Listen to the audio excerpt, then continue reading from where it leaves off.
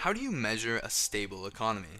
For most economists, investors, and business managers, they use the business cycle to determine whether the economy is running smoothly or not. The business cycle ties together multiple economic principles and combines them into an easy to understand model that represents the health of the economy over time.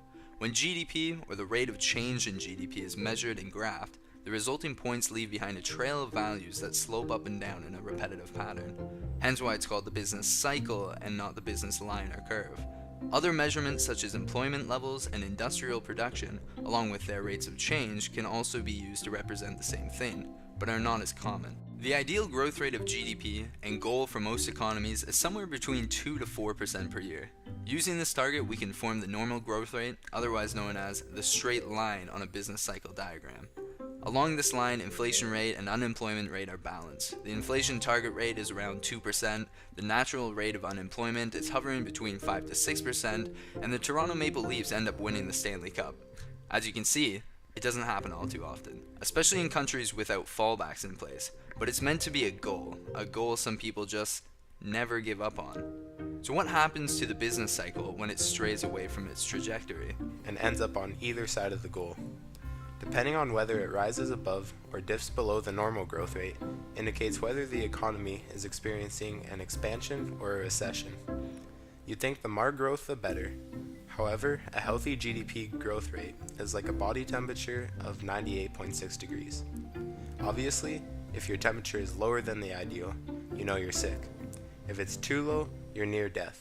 But a higher temperature can also mean you're sick. If it's over 100, you have a fever. If it's above 104 degrees for any period, you're deathly ill. The business cycle actually has four main phases that it cycles through: expansions, peaks, recessions, and troughs. Expansions occur after the troughs and before the peaks. When the economy is growing, gross domestic product is increasing. Though expansions are usually an indication of a healthy economy, this is not always the case. Take the expansionary phase associated with spending in World War II. Production output was very high, and the economy experienced very low levels of unemployment. According to the business cycle, the economy was doing very well. However, the quality of life was less than optimal. All of the spending on production was to fuel the war overseas, and everyone fighting it was employed as soldiers. Obviously, the economy was experiencing an expansion, and resources were being used up faster than Smurfs running away from Gargamel. But once the war came to an end, and all the resources were used up, the expansion started slowing down. And the business cycle hit a peak. Peaks are the highest point of the business cycle, occurring between the end of an economic expansion and the start of a contraction. This is where the growth of the economy reaches its maximum potential and begins to decline. During the peak phase, output becomes increasingly more costly as resources start to thin out, and soon the demand for production comes to a halt. They say the grass is greener on the other side, but in this case, that just isn't so. Once the growth rate of GDP levels off, It's all downhill from there. Cue in the recessionary phase. Typically, it's the most undesired phase for all economies worldwide. A recession, shown on the business cycle as a period of time lasting for more than 6 months, is when there is a decline in activity across the whole economy. An economy in a recession gradually experiences less and less production as time goes on. Staying in a recession for too long can have some devastating effects on the populace, and may even lead to a depression. Depressions are severe forms of recessions that have gone on too long, like the Great Depression in 1929. Though recessions aren't popular, they are a necessary part of any healthy economy and promote sustainable resource consumption. When the business cycle starts looking like a skateboard ramp, it's an indication that the recession is coming to an end. and the trough has just begun.